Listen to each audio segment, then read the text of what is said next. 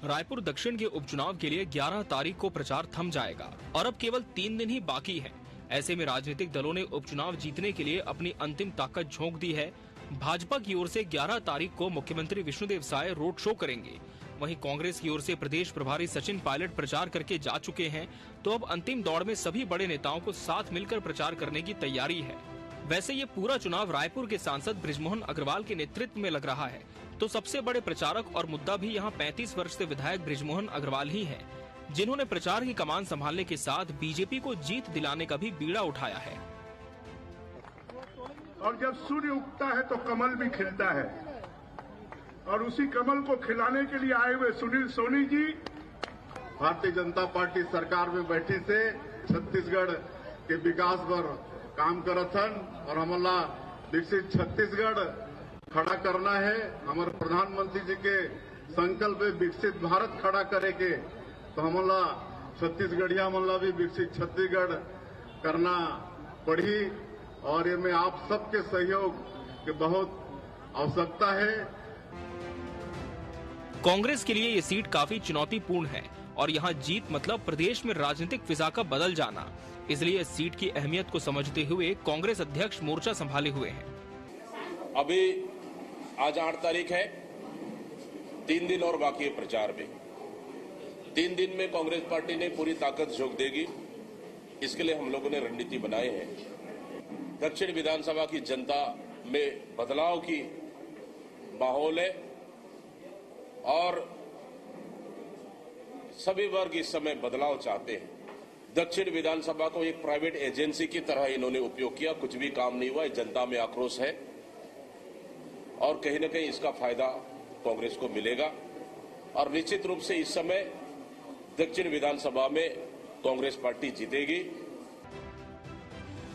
दीपक बैज का साथ देने के लिए सारे बड़े नेता अब प्रचार के आखिरी दिनों में समय दे रहे हैं, जिससे कांग्रेस की ताकत बढ़ी है। कांग्रेस बृजमोहन अग्रवाल के इस सीट से हटने का फायदा मिलने को लेकर आशान्वित है। हमने एक नौजवान प्रत्याशी को इनकी सेवा के लिए उतारा है, और जैसे मैंने लोगों को कल कहा कि चरण दास ऐसा सेवक है जो 25 साल से अभी तक चल रहा है, 70 साल तक, तो उसको मैंने आकाश दास बना दिया है। तो उसको आम मतदाताओं की सेवा करना उसका प्रमुख फर्ज बने, वो सबके आशीर्वाद से चले और सबको दिल से चाहे, इस उद्देश्य से हम लोग उसके लिए प्रचार कर रहे हैं। ये चुनौती कुछ नहीं देख रहे हैं, हम चुनाव जीतना है हमारा टारगेट है। फिलहाल रायपुर दक्षिण का चुनाव काफी रोचक मोड़ पर पहुंच गया है। प्रचार अभियान दोनों ओर से तेज है। दोनों ही पार्टियों ने जातियों को भी साधने की कोशिश की है। विकास के दावे भी दोनों ओर से किए गए हैं। इन सब के बावजूद दक्षिण के उपचुनाव में कोई बड़ा मुद्दा अभी दिखाई नहीं दे रहा। ये जरूर है कि बृजमोहन अग्रवाल एक बड़े फैक्टर इस सीट पर बने हुए हैं। Bureau report, TV 24 news.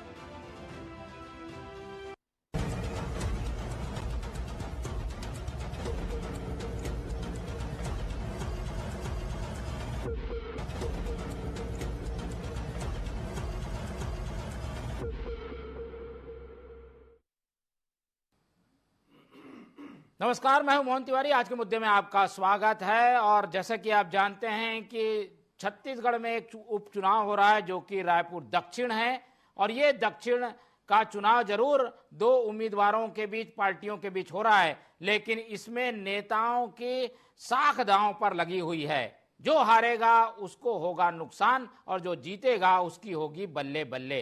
ऐसे में क्या राजनीतिक समीकरण बोलते हैं, किस तरीके का फैक्टर यहां पर काम कर रहा है और कौन कितनी ताकत झोंक रहा है, इसी पर आज हम बहस करेंगे। मिल लेते हैं उन मेहमानों से जो इस चर्चा में हमारे साथ रहेंगे। हम बहुत स्वागत करेंगे। हमारे साथ इस पूरे मामले में कांग्रेस का पक्ष रखने के लिए हमारे स्टूडियो में मौजूद है कांग्रेस के वरिष्ठ नेता अमरजीत चावला जी। बहुत स्वागत है आपका। हमारे साथ इस पूरे प्रकरण को राजनीतिक विश्लेषण के जरिए सामने रखने के लिए मौजूद है वरिष्ठ पत्रकार अनिल चौबे जी। बहुत स्वागत है आपका। और बीजेपी का पक्ष रखने के लिए हमारे साथ मौजूद है तेज तर्रार बीजेपी के प्रवक्ता तौकीर रजा जी। बहुत स्वागत है आपका। तो तीनों मेहमान हमारे साथ बने हुए हैं। समीकरण लोगों के सामने है, लेकिन सवाल एक बड़ा ये कि किसकी साख दांव पर है। क्या ये चुनाव सुनील सोनी वर्सेस आकाश शर्मा है, या ये चुनाव बृजमोहन अग्रवाल वर्सेस दीपक बैज है? एक एक करके प्रतिक्रियाओं का दौर शुरू करते हैं। सबसे पहले हम चलते हैं तौकीर जी के पास। सरकार में भी वो हैं, डबल इंजन भी चला रहे हैं, तो डबल इंजन का कितना फायदा होगा? तौकीर जी, ये चुनाव बृजमोहन जी कह रहे हैं कि एक वोट से 2 विधायक चुनने का चुनाव है, यानी वो खुद ही चुनाव लड़ रहे हैं, एक बार फिर से मैदान में है, ऐसा लग रहा है। तो क्या ये माने ये बीजेपी से अलग बृजमोहन वर्सेस कांग्रेस का चुनाव है? नहीं, बिल्कुल ऐसा कुछ नहीं है। देखिए, भारतीय जनता पार्टी का चुनाव है। भारतीय जनता पार्टी जो चुनाव लड़ती है, कोई प्रत्याशी हो, कमल निशान पे चुनाव लड़ती है, लक्ष्मी के वाहन पे चुनाव लड़ती है। और आप भी देखें कि आज तक भारतीय जनता पार्टी के एक अविजित रहे हैं, मतलब हमेशा उन्होंने एक बहुत बड़ा कार्य किया है। और बृजमोहन जी का एक बड़ा वर्चस्व, 34 साल तक बने रहना अपने आप में एक उपलब्धि, जनता ने उन्हें हमेशा सराहा है, हमेशा सर आंखों पर उठाया और आज भी उठाती है। और उन्हीं के शिष्य भी हैं और भारतीय जनता पार्टी के प्रदेश उपाध्यक्ष भी हैं माननीय सुनील सोनी जी, पूर्व सांसद, अभी सांसद हैं, अभी पूर्व सांसद भी रहे हैं। तो आपने उनके कार्यकाल को देखा, महापौर रहते भी उनके कार्यकाल को देखा। चाहे महापौर की मैं उपलब्धि बता दूं तो बहुत सारी उपलब्धियां होती हैं उनकी, चाहे वो 33 पानी टंकी का निर्माण कराने का अगर श्रेय जाता है तो उन्हीं को जाता है महापौर रहते हुए। इंडोर और 8 डोर स्टेडियम का अगर निर्माण कराने का श्रेय जाता है तो उन्हीं को जाता है। इसी प्रकार से गौरव पथ का अगर आधारशिला रखने का श्रेय जाता है तो उन्हीं को जाता है। तो ये एक महापौर रहती है, ऐसी छोटी छोटी कई सारी उपलब्धियां हैं। मोहल्ला क्लिनिक को अगर अस्पताल में तब्दील करने का अगर किसी को श्रेय जाता है तो वो सुनील सोनी को जाता है।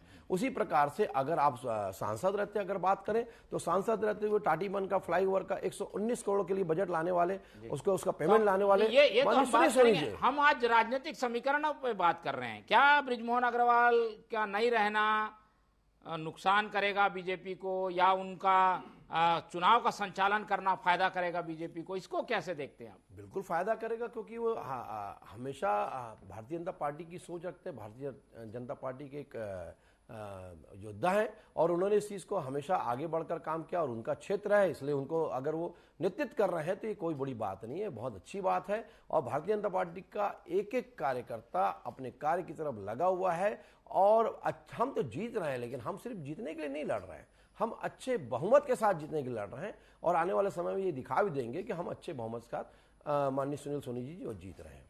तो एक काफी मजबूत सीट, और यहाँ सबसे ज्यादा वोटों से बीजेपी को जीत हासिल हुई है, इसलिए ज्यादा उनके मन में अगर मगर जैसी स्थिति नहीं है। और जब सामने बृजमोहन अग्रवाल जैसा संचालक भी है तो जो आत्मविश्वास है वो दोहरा हो जाता है।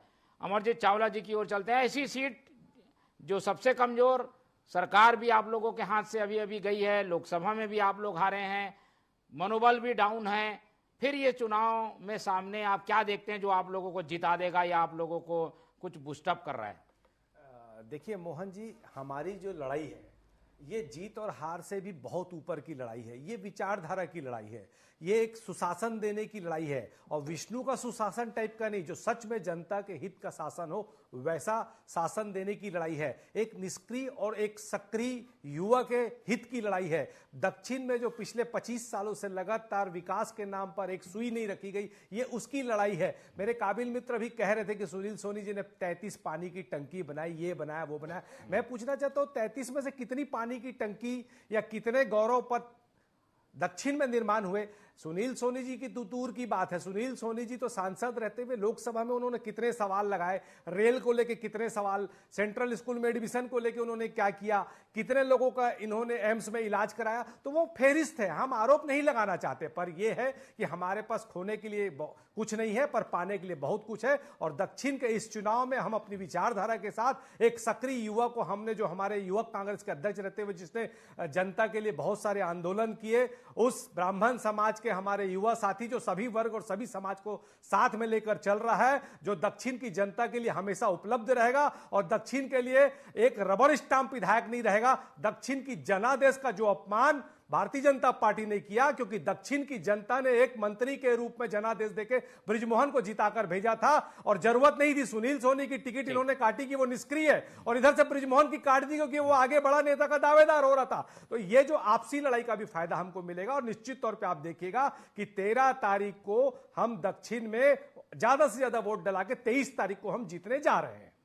चलिए, ये कांग्रेस के कुछ तर्क थे, लेकिन हम पहले समझ लेते हैं विश्लेषण। अनिल चौबे जी के पास चलते हैं। चौबे जी, एक ऐसा चुनाव जो कि अचानक आ गया और इसकी परिस्थितियां जो बनी वो भी इस चुनाव में असर कर रही है, फिर हम देखते हैं कि वोटर ट्रेंड क्या रहा है, यहाँ किस तरीके की लीड बढ़ती रही है बीजेपी की, फिर ब्राह्मण वर्ग भी है उम्मीदवार, मुस्लिम वोट बैंक भी है।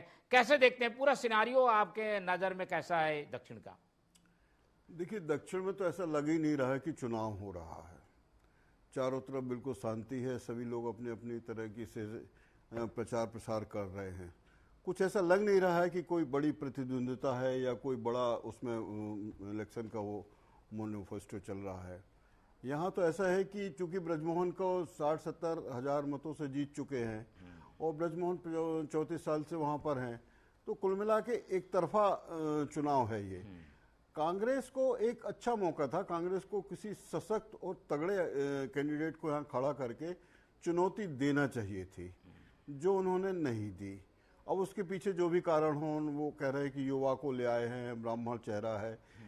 छत्तीसगढ़ में अभी इस टाइप का नहीं चल रहा है कि कोई ब्राह्मण है तो ले आए, कोई मुसलमान है तो ले आए। ये अभी जातिगत मामले अभी आए नहीं हैं। यहाँ तो क्या है कि देखिए, चूंकि राजधानी की बहुत महत्वपूर्ण सीट है वो और दक्षिण, तो वो विकास के नाम पर ही वहाँ पर मतदान होगा। अब जिसने जिसका जितना विकास है, अब क्या है कि चूंकि कांग्रेस वहाँ थी नहीं, इसलिए कांग्रेस तो ये कह नहीं सकती कि हमने कोई विकास किया है। अच्छा, इनके जो महापौर थे वो चाहते तो कुछ अपना बता सकते थे कि भाई हमने यहाँ पर ये किया है, लेकिन उन्होंने भी चूंकि कुछ किया नहीं है, तो वो एक खाली स्थान है कांग्रेस का विकास के नाम पे। बाकी तो ऐसा है कि ब्रजमोहन ने चाहे 34 साल में कुछ तो करना ही पड़ा उसको, कितने निष्क्रिय रहा होगा, कुछ तो योजनाएं लानी पड़ा होगा, कुछ तो सुनील सोनी ने किया ही होगा। तो वो सब चीजें इनके उसमें। अच्छा, दूसरा क्या है कि जो इनका कैंडिडेट है शर्मा जी जो हैं, आकाश शर्मा जी जो है, वो मेरे ख्याल से बहुत कम वहाँ पर घुले मिले हैं उस क्षेत्र में, दक्षिण में। भले वो यूथ कांग्रेस के रहे हों, यूथ में हो सकता है उनका आइकॉन रहा हो, लेकिन मतदाताओं के बीच में उतनी अच्छी उनकी पकड़ नहीं है जितनी, जैसे भी हो सुनील सोनी जैसे भी हो, लेकिन उसकी मतदाताओं में एक पहचान है और पकड़ है, एक ही उसका फायदा मिलेगा। इस इज द नोन चेहरा। और ऊपर से करेला और नीम चढ़े, मतलब ब्रजमोहन जी हैं, वो तो हैं ही वहाँ के पूरे अधिकृत उम्मीदवार टाइप के। तो थोड़ा सा जो चुनाव है अनबैलेंस्ड है, मतलब एक ही तरफ खिंचा चला जा रहा है। अब कांग्रेस अपनी बेचारी लगी हुई है कि कुछ उसमें हो, लेकिन हाँ, वोट परसेंट कांग्रेस का बढ़ेगा, लेकिन 70,000 मतों को पाटना जरा थोड़ा मुश्किल काम लग रहा है। ठीक है। और साख किसकी ज्यादा दांव पे लगी है जो चुनाव में इफेक्ट कर रही है? देखिए, साख तो चूंकि अब दीपक बैज ने कहा है कि हमने उसको लेकर आए हैं और किसी ने तो दावेदारी की नहीं है कि वो लेकर आए हो, तो साख तो चूंकि दीपक बैज की ही लगी है। बाकी पीछे तो सारे नेता हैं ही, लेकिन सामने दीपक बैज है, तो साख तो उन्हीं की दांव पे लगी हुई है। ब्रजमोहन की साख का सवाल इसलिए नहीं क्योंकि वो तो विनिंग स्थिति में चल रहे हैं। चलिए, ये आकलन है दोनों पक्षों का। चावला जी, बैज जी के लिए सुनहरा अवसर, 2 हार हुई है जो विधानसभा की, लोकसभा की, उस सबको भूल जाएंगे लोग अगर ये चुनाव आप लोग जीत जाते हैं, और लेकिन हार जाएंगे तो यही लोग जो कि अभी साथ में खड़े हैं पीछे पड़ जाएंगे, बैज जी को हटाओ की मांग उठ जाएगी। इसको कैसे देखते हैं? नहीं, देखिए, मैं इस बात से बहुत ज्यादा आपके तकल्लुफ नहीं रखता। मेरा ये मानना है कि आदमी को मेहनत पूरी ईमानदारी से करनी चाहिए, प्रयास पूरी ईमानदारी से करनी चाहिए और अपने विचारधारा के साथ अपनी लड़ाई लड़नी चाहिए। जैसे कि मैंने पहले भी कहा, हमारे पास खोने के लिए कुछ नहीं पर पाने के लिए पूरा आसमान है। हमने एक पढ़ा लिखा युवा चेहरा दिया है जो दक्षिण की जनता का सेवा करने के लिए पूरे तन मन के साथ, पूरे विश्वास के साथ, अपनी विचारधारा के साथ मैदान में उतरा है। और रही बात दीपक बैज जी की, तो दीपक बैज जी भी हमारे बहुत ही सम्मानित युवा अध्यक्ष है। वो भी अपनी पूरी ताकत और पूरी मेहनत के साथ, जैसे वो खुद सबसे कम उम्र के विधायक हमारे चित्रकूट से बने थे, उन्होंने बहुत मेहनत की थी, वो अपने अनुभवों के साथ सारे हमारी पार्टी के वरिष्ठ नेताओं को साथ में लेकर हम अपनी तरफ से पूरी ईमानदारी से प्रयास कर रहे हैं जीतने का, और हमें पूरा विश्वास भी है कि हम जीतेंगे। सचिन पायलट जी का मार्गदर्शन हमको मिल रहा है, महंत जी और दीपक बैज जी की जोड़ी के साथ हमारे टीएस सिंहदेव जी और भूपेश बघेल जी भी कल से समय देने वाले, तो हम अपने पूरे संसाधनों के साथ हम अपना प्रयास कर रहे हैं, लेकिन सामने में हमारी लड़ाई पूरे तंत्र के साथ है, शासन के साथ है, प्रशासन के साथ है। पूरा प्रशासन उन्होंने झोंक दिया है। पर मुझे यह विश्वास है कि भारतीय जनता पार्टी की जो आपसी गुटबाजी है और बृजमोहन को निपटाने के लिए भारतीय जनता पार्टी के अंदर जो एक धड़ा लगा हुआ लगातार, और सुनील सोनी की जो निष्क्रियता है, उसका लाभ मिलेगा। और निश्चित तौर पर हमारा युवा बीजेपी का तो ये ट्रेंड है कि भाई वो एकदम मिल के लड़ते हैं, सरकार भी झोंक दिए, सब झोंक दिए, कार्यकर्ता झोंक दिए। पर आपके यहाँ ये क्यों नहीं दिखता? नहीं, महंत जी 2 दिन आ रहे हैं, सचिन पायलट 1 दिन आए चले गए, भूपेश बघेल महाराष्ट्र में है, ये कब एक साथ दिखाई देंगे? 3 दिन बाकी, सभी एक साथ है। आप भारतीय जनता पार्टी आज 10 दिन हो गए, देखिए भारतीय जनता पार्टी का एक भी बड़ा नेता, बृजमोहन जी भी एक बार आए हैं, रोड शो किए, और मुख्यमंत्री जी भी 1 दिन का समय 11 तारीख को रोड शो के लिए दे रहे हैं। उनकी तरफ से तो कोई मंत्री और कोई नेता नहीं दिख रहा। उनके जितने भी दावेदार थे, टिकट मांग रहे थे, वो कोई नहीं दिख रहे। पर हमारे यहाँ जितने भी दावेदार थे, जो आकाश शर्मा के अलावा टिकट मांग रहे थे, वो सारे भी आप देखो एक एक बूथ की जिम्मेदारी लेके पूरी ईमानदारी मेहनत से काम कर रहे हैं। महंत जी लगातार 3 दिन से दौरा कर रहे हैं वार्डों का। उसके पहले वो ओडिशा और महाराष्ट्र और झारखंड में चुनाव हो रहे थे, हमारे बड़े नेताओं की वहां भी ड्यूटी लगी है। सचिन पायलट जी लगातार पूरे देश का दौरा कर रहे हैं, देश के बड़े नेता हैं, फिर भी उन्होंने व्यस्त समय के बीच में आकर यहां 2 बड़ी सभा ली। तो इसलिए मैं ये कह सकता हूं कि माननीय दीपक बैद जी, माननीय चरणदास महंत जी के नेतृत्व में, हमारे सारे वरिष्ठ नेताओं के मार्गदर्शन में हमारी टीम बहुत अच्छा काम कर रही। हमारे सारे वरिष्ठ नेता, प्रदेश के पदाधिकारी, हमारे सारे विधायक आगे बहुत मजबूती से हम काम कर रहे हैं। और निश्चित तौर पर इस बार आप देखिएगा इतिहास बनेगा और रायपुर दक्षिण में कांग्रेस का प्रत्याशी बहुमत के साथ जीतेगा। और 23 तारीख को आप देखेगा आपके चैनल में ही बैठ के हम मिठाई फोड़ रहे होंगे और आपको मिठाई खिला रहे होंगे। चलिए, चावला जी ने तो बता दिया कि उनके नेता कहां कहां व्यस्त हैं और कहां समय दे रहे हैं। तौकीर जी, आपके यहाँ क्या है? क्या बृजमोहन जी के यहाँ भरोसे छोड़ दिया गया है क्या? अब 1 दिन वो दे देंगे, 1 दिन वो दे देंगे। इनके यहाँ तो सारे विधायक कम से कम वार्डों में बैठ गए हैं, बड़े नेता भले अभी सक्रिय नहीं है, पर आपके यहाँ भी कोई अच्छी स्थिति नहीं है? देखिए, ऐसा है कि यूसा रायपुरी का एक शेर मैं पढ़ना चाहूँगा यहाँ पर, कि मेरी इज्जत पे, कांग्रेस प्रत्याशी के लिए, कि मेरी इज्जत पे वार करता है, मेरी इज्जत पे वार करता है, अपने दुश्मनों में शुमार करता है। मेरी इज्जत पे वार करता है, अपने दुश्मनों पे शुमार करता है।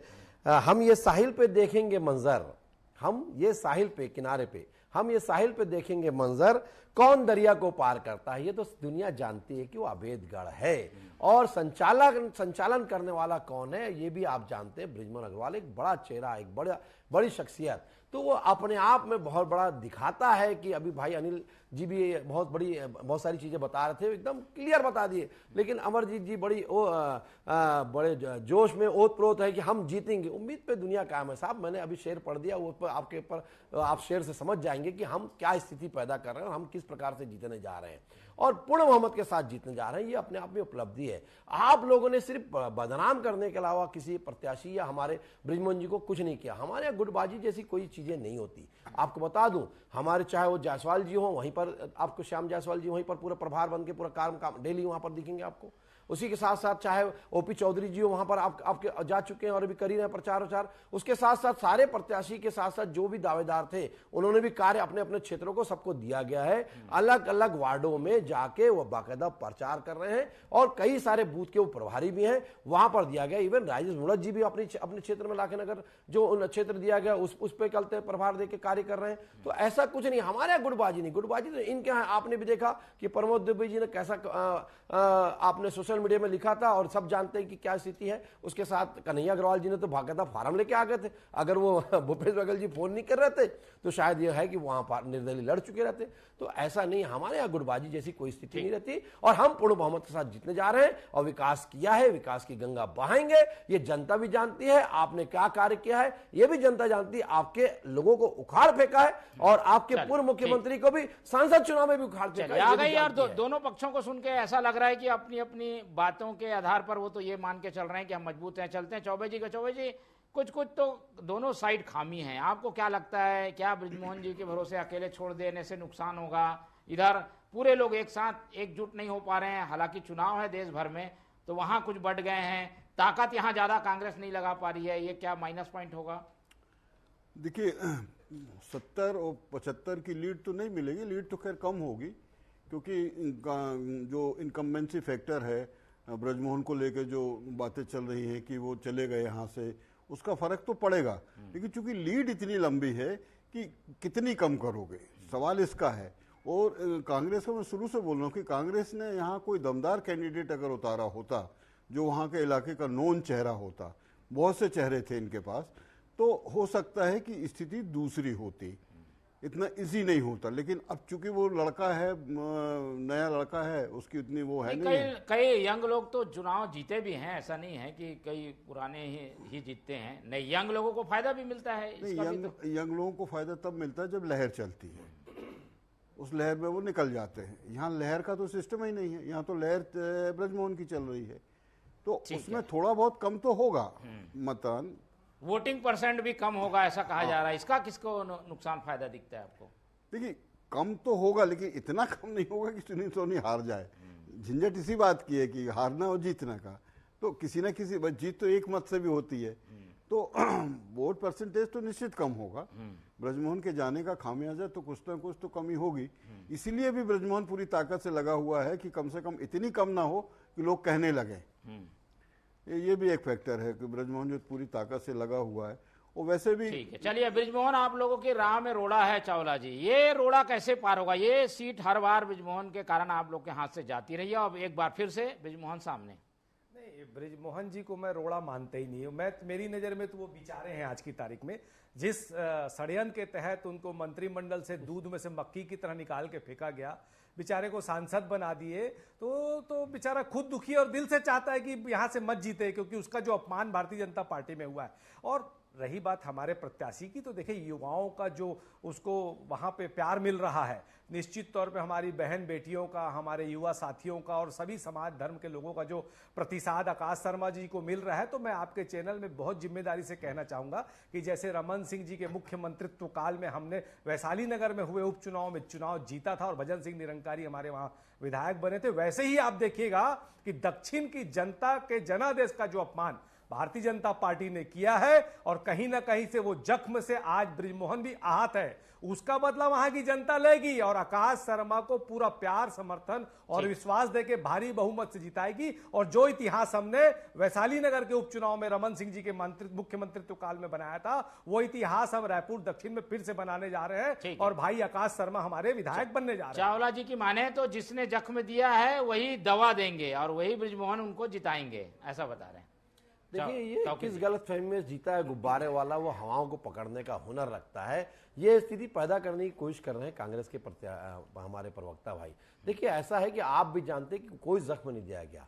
किसको जख्म की बात करते हैं? जख्म तो आपने दिया है हमेशा अपने प्रत्याशी या अपने लोगों को, हमने कभी किसी को जख्म नहीं दिया, हमने बढ़ाया है, हमने हमेशा कद बढ़ाया हमारे लोगों का, हमने कार्यकर्ताओं से लेकर, अगर आज 8 बार के वो अभिजीत योद्धा है तो ये अपने आप में उपलब्धि है। हमने उसके साथ साथ मंत्री बनाया और आज सांसद बनाया, तो ये उपलब्धि है। और अगर सुनील सोनी जी को सांसद के साथ बदल के अगर विधायक दिया जा रहा है तो सांसद को विधायक तो बनाया जाता है, इसमें कौन सी बड़ी बात है, विधायक सांसद बन जाता है। तो ये उपाधि दी जा रही है, किनारे कर दिया गया। किनारे वाला जैसी हमारे यहाँ स्थिति नहीं होती साहब। ये आप क्या होती होगी, आप क्या उठा लिया जाता है, राष्ट्रीय अध्यक्ष को जाकर राष्ट्रीय कार्यालय से उठा के सीताराम जी केसरी जैसे लोगों को फेंक दिया जाता है। ये हमारे यहाँ ऐसा अपमान किसी का भी नहीं होता है जैसा आपके यहाँ होता है। ये आपके यहाँ परिमाटी है, आप क्या गुटबाजी होती होगी, हमारे यहाँ नहीं होती। हम ये बताने जा रहे हैं कि हम जीत तो रहे हैं, लेकिन हम बहुत अच्छे मतों से, बहुत प्रचंड बहुमतों से हमारे सुनील सोनी जीत रहे हैं। ये आपको चलिए, ये तो जनता चिंता मत जनता तय करेगी। और अभी तो समय है, 23 तारीख को परिणाम आएगा, लेकिन उसके पहले 13 तारीख को वोटिंग होगी। अब हमारे विषय पे एक लास्ट कमेंट ले लेते हैं कि जो साख है दांव पर जिसकी लगी है वो कैसे बढ़ेगी, कितनी जीत के बाद बढ़ेगी या जीतने पद से बढ़ जाएगी, एक कमेंट में जान लेते हैं। चौबे जी, ब्रजमोहन अग्रवाल कितनी लीड से जिताएंगे तब उनकी साख बढ़ेगी? एक माइनस पॉइंट तो हुआ है कि उनको इस सीट से शिफ्ट किया गया है, अब वो जिता देते हैं तो कितना लीड से जिताएं कि उनकी साख बढ़े? देखिए, जब वो खुद चुनाव लड़े थे तो करीब 60-65 हजार की उन्होंने लीड ली थी। अब वो लीड तो निश्चित कम होना ही है, लेकिन अगर वो 15-20 पे आके टिक जाते हैं तो ये उनकी शाख पे धब्बा है, इसलिए उनको 15-20 से ऊपर ही जाना पड़ेगा। और मेरे ख्याल से वो इसीलिए पूरे जो ताकत से लगे भी हुए हैं। और कांग्रेस तो केवल जीतेगी तो उसी में साख बढ़ जाएगी, कितने भी कांग्रेस के लिए तो कुछ खोने के लिए कुछ था ही नहीं। वो तो अगर उसको जो जितने भी मत मिल रहे हैं वही उसके लिए जीत है। ठीक है, चावला जी क्या आकलन करके बैठे हैं, झोली में क्या आएगा, कितनी आप लोग उम्मीद से हैं, दावा कर दीजिए। हम तो पूरी तरह से विश्वस्त हैं और मैंने कहा ना कि हम अपना काम पूरी ईमानदारी से कर रहे हैं। देखिए, जीत हार ये भाग्य के ऊपर भी निर्भर करता है, वो अपनी जगह है। हम जीतने हारने के हिसाब से लड़ ही नहीं रहे।